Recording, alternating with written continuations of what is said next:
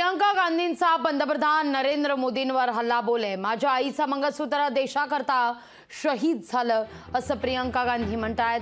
कुठल्याही महिलेचं मंगळसूत्र हिसकावून घेतल्याचं उदाहरण आहे का, हा सवाल देखील त्यांनी या ठिकाणी उपस्थित केला आहे।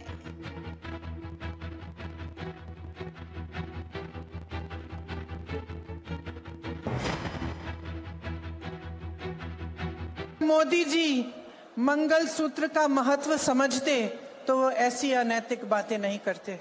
मणिपुर में एक जवान की बीवी को का वस्त्र हरण करके पूरे देश के सामने चलाया।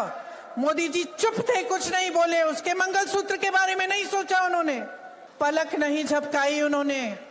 और आज चुनाव के लिए, वोटों के लिए महिलाओं को ऐसी बातें कर रहे हैं, डरा रहे हैं ताकि डर के वो वोट दें।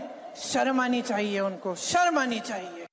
त्यांनी स्वतः मान्य केलेलं आहे की आम्ही प्रचंड गडगंज श्रीमंत लोक होतो आणि हे तुम्हाला सांगायची आवश्यकता नाही, मला सांगायची आवश्यकता नाही।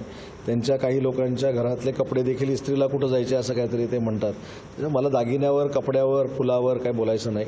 माझा मुद्दा हा आहे की नरेंद्र मोदी साहेबांनी सर्वसामान्य देशातल्या लोकांचं नेतृत्व केलेलं आहे आणि ते जगप्रसिद्ध आहेत। जगामध्ये भारताचं नाव नरेंद्र मोदी साहेबांनी उंचावलेलं आहे।